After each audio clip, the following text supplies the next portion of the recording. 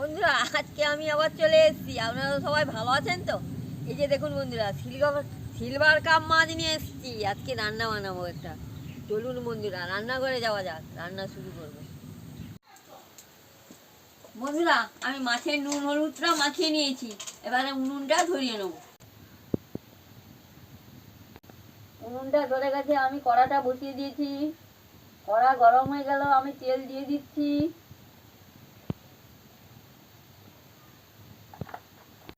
তেল গরম হয়ে গেছে, আমি এবারে মাছটা দিয়ে দিচ্ছি।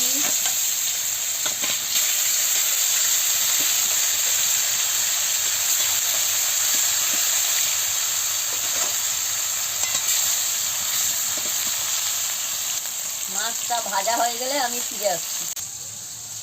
মাছটা ভাজা হতে হতে আমি দেখুন বন্ধুরা, আমি মশলাটা করে নিচ্ছি। এই যে ধনে, জিরে, শুকনো লঙ্কা আর আদা একসঙ্গে আমি বেটে নিচ্ছি।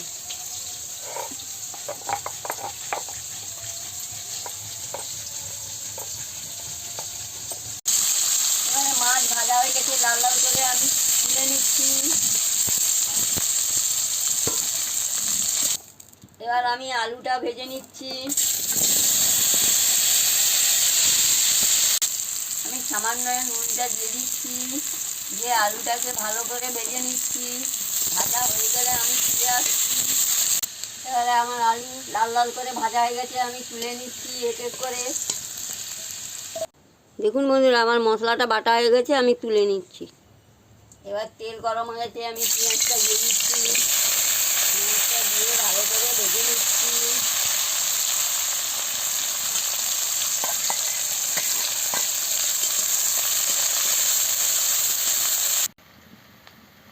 বাটা মশলার সঙ্গে আমি হলুদের গুঁড়ো আর লঙ্কার গুঁড়ো আর নুন একসঙ্গে দিয়ে দিই। পেঁয়াজটা ভাজা হয়ে গেছে, সব মশলাগুলো আমি একসঙ্গে দিয়ে দিচ্ছি, দিয়ে ভালো করে কষিয়ে নিচ্ছি।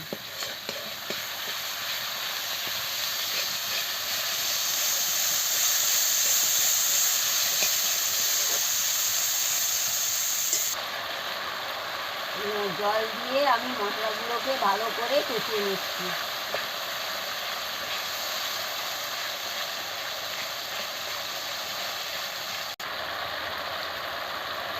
এবার আমার মশলাটা কষানো হয়ে গেছে, আমি আলুটা দিয়ে মশলার সঙ্গে ভালো করে কষিয়ে নিচ্ছি।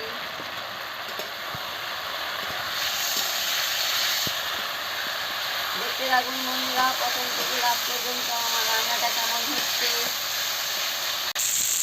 দেখুন বন্ধুরা, আমি ভালো করে মশলাটা আলু দিয়ে কষিয়ে নিচ্ছি। এবার আমার কষানো হয়ে গেছে, আমি পরিমাণ মতন জলটা দিয়ে দিচ্ছি। জলটা দিয়ে ভালো করে ফুটিয়ে নিচ্ছি।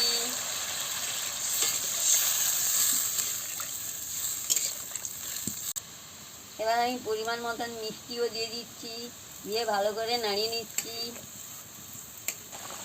এবার টক করে ফুটছে, আমি মাছটা দিয়ে দিচ্ছি।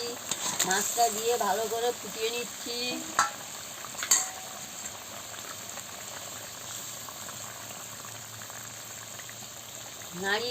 একটু নাড়িয়ে দিচ্ছি। এবার হয়ে গেছে, আমি নামিয়ে নিচ্ছি।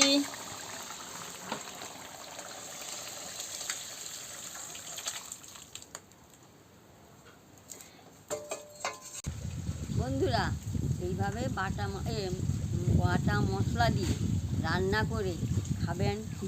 সিলভার কাপ মাছের ঝোল রান্না করে পাতলা পাতলা, খুব ভালো লাগবে।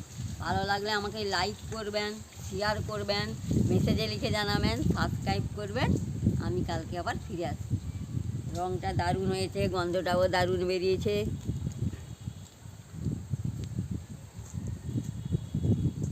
আমার ভিডিও সবাই দেখার আগে আমার বেল আইকনটি বাজিয়ে দেবেন। বন্ধুরা, আমার ভুল দোষ হলে কিছু মনে করবেন না। আমি আবার কালকে ফিরে আসছি।